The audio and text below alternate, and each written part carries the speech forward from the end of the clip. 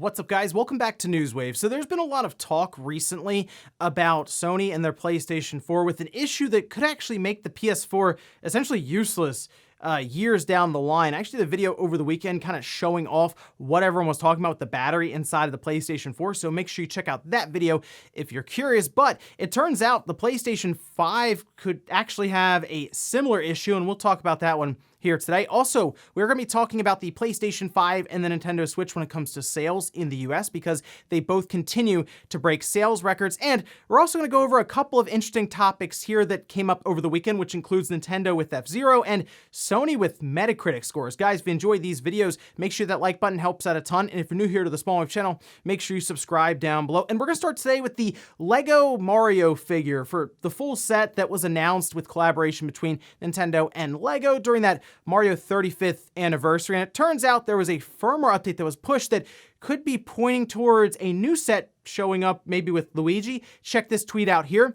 This from Jay Phoenix says, "So is fiddling about with Lego Mario for the first time in ages because of that new treasure hunt update." And, well, we can see a clip here showing Mario actually calling out for Luigi.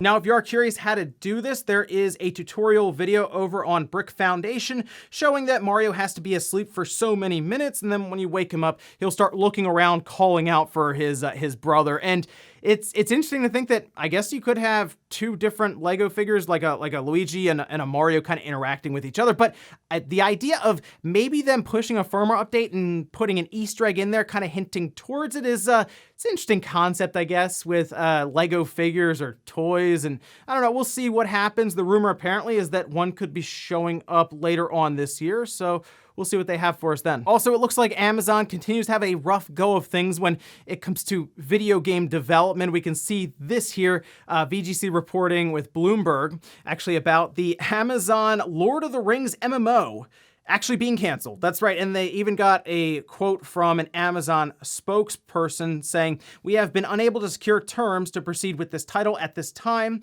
We love the Lord of the Rings IP and are disappointed that we won't be bringing this game to customers." According to a Bloomberg report, though, the project's cancellation was the result of a dispute between Amazon and Tencent. Shocking that two big giant corporations couldn't come to terms over money. And it's with a Lord of the Rings MMO that was announced in 2018, and now we see Amazon's track record. And I mean, I'm not that surprised, to be honest, that this would have been canceled. Amazon hasn't exactly been doing well when it comes to the video game space in terms of developing their games. And I do feel like some of these bigger companies like a Google or an Amazon see the amount of money that, you know, Nintendo, Microsoft, and Sony are making in this space. And they're like, well, we could do that. And then they show up and they're like, wow, this is a lot harder than we thought it would be. I mean, this game just had an issue when it came to rights, and I'm sure figure out just money in general, not even like the development side necessarily. So yeah, Amazon, once again, struggling when it comes to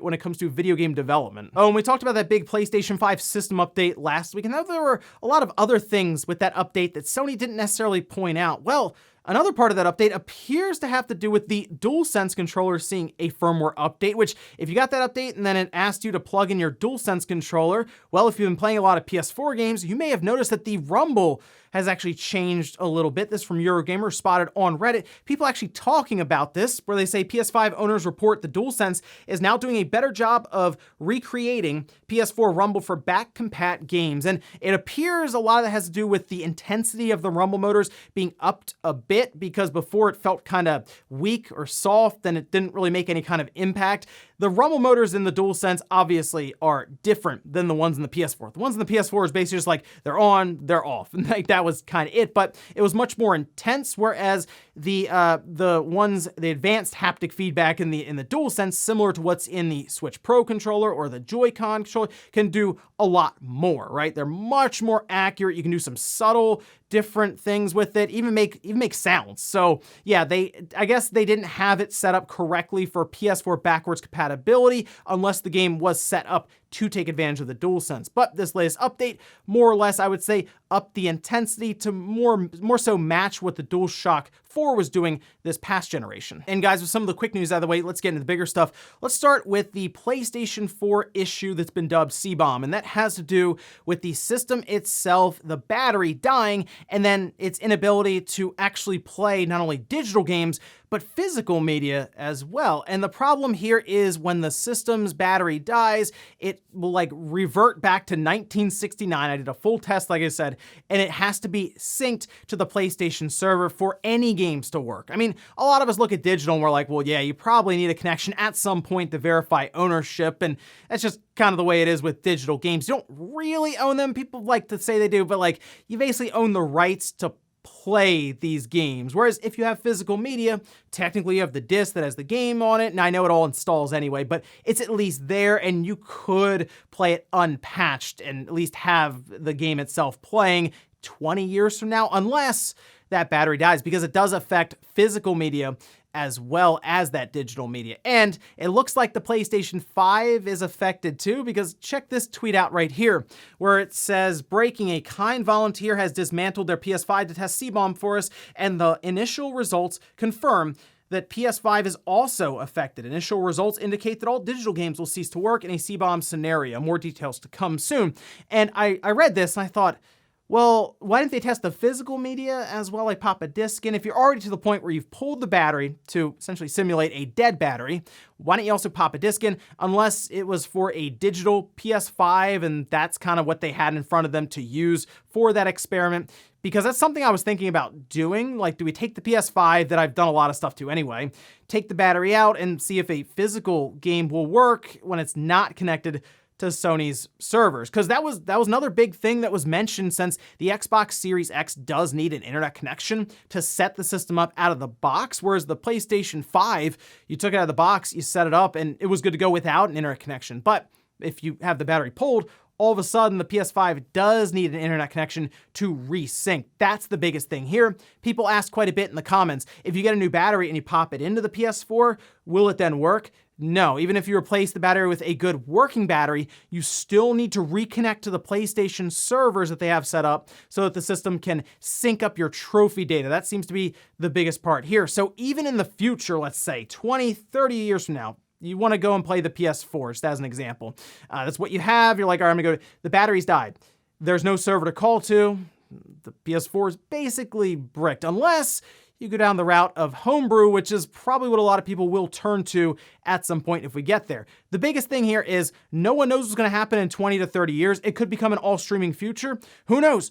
Sony could exit the console business. Do I think they will? No, because they're like the most successful when it comes to developing a home console. But you never know. If you had told me back in the 90s that Sega was going, like the early 90s, that Sega was eventually just not going to make consoles or systems anymore, I'd have said you were crazy. They'll always be making systems. They do really well, and they're right up against Nintendo when it comes to this. And, well, here we are. So it's not going to affect everyone, and some people will look at this differently because they say, well, I'm sure the PS6 will play PS4 games, the PS7. Again, we don't necessarily know, and this is something that probably won't affect most people unless they do try to play a PS4 or even a PS5 20 years from now. And like I said, I'm sure most will say, well, I'll be on to the next system then. But it's something to keep in mind when it comes to game preservation and DRM, because I specifically remember a lot of people frustrated with Microsoft's stance when Don Matrick, when it came to DRM with the Xbox One.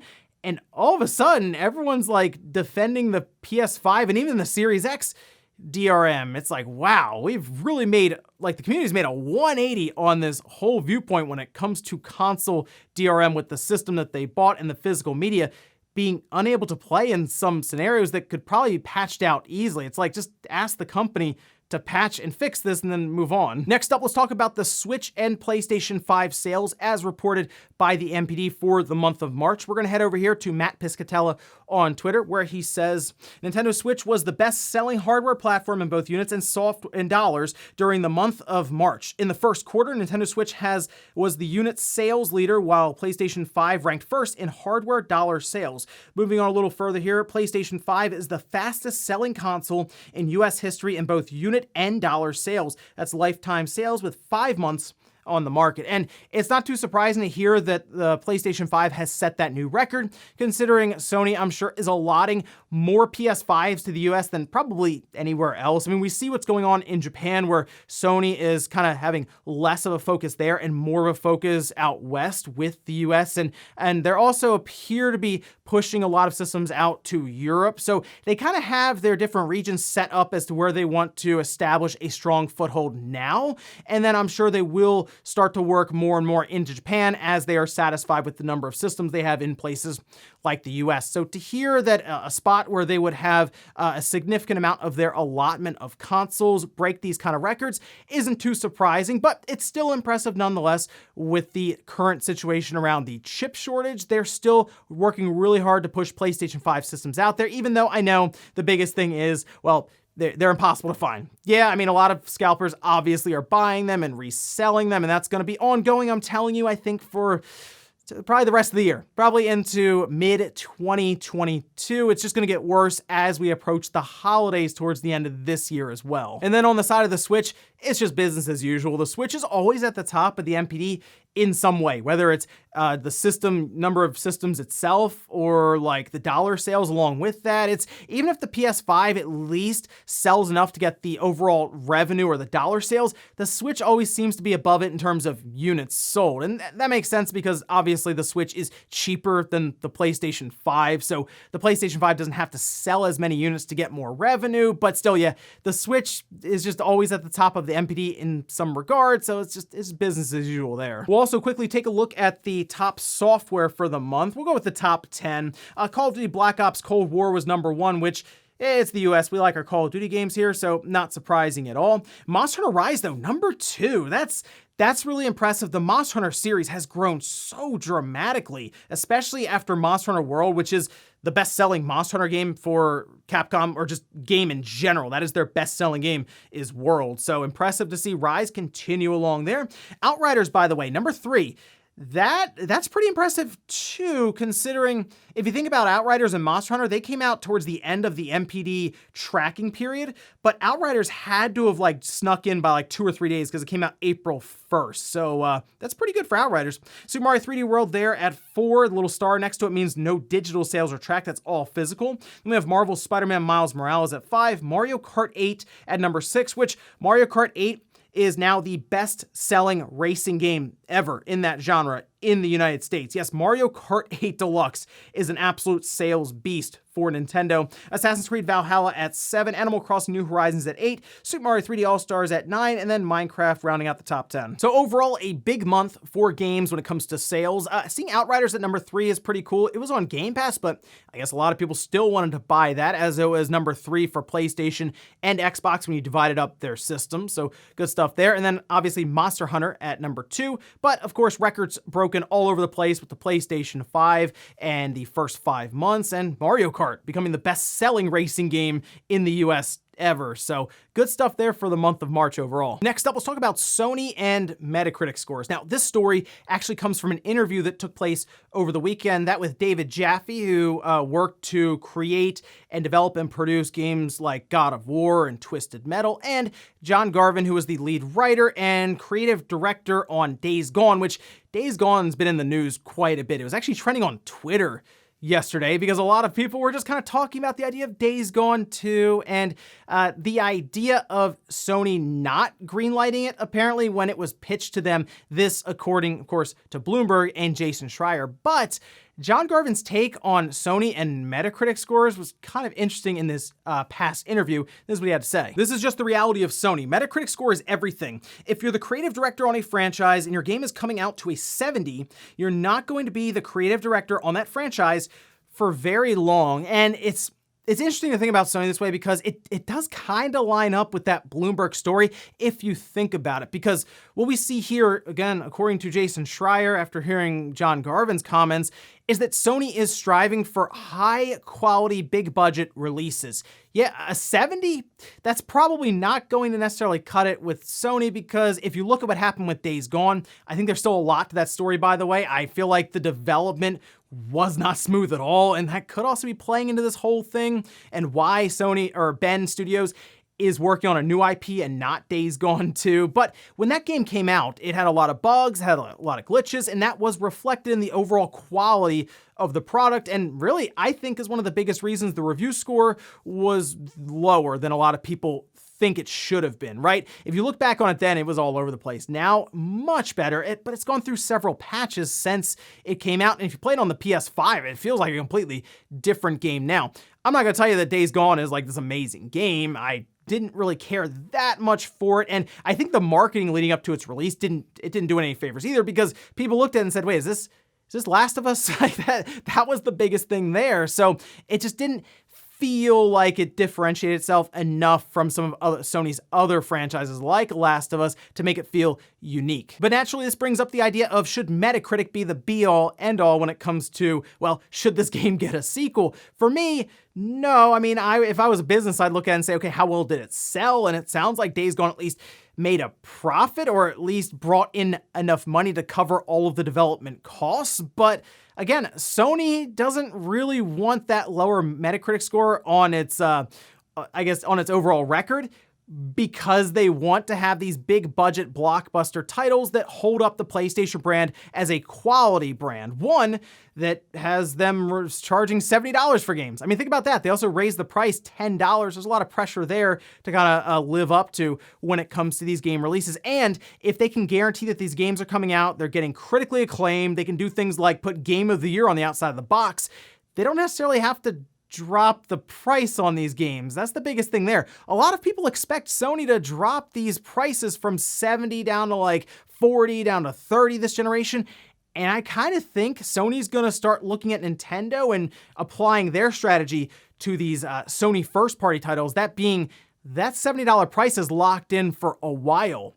Demon's Souls is still $70. I mean, that's a very good game, but like Sony's looking at that saying, nah, we'll leave that up there. It's a critically acclaimed game from the PlayStation studios or whatever. So yeah, I think they're going to go that route, produce big time blockbusters that get great Metacritic scores and stay $70 for what could end up being the life of the PlayStation 5. So if a game comes out and it's $70, it's a little harder to do that. And in our last bit of news, let's talk about Nintendo and F-Zero. F-Zero was actually trending over the weekend, and a lot of it had to do with an article that IGN had posted up. We can see that here, them saying Takaya Imamura, the now retired Nintendo artist and designer who helped create The Legend of Zelda Majora's Mask and characters like Captain Falcon and Fox McCloud, has said that while F-Zero isn't dead, it is a series that is hard to bring back without a grand idea. And we had talked about this before when the producer for F-Zero GX had mentioned, yeah, I would like to work on F-Zero, but I don't really know if Nintendo is interested in making just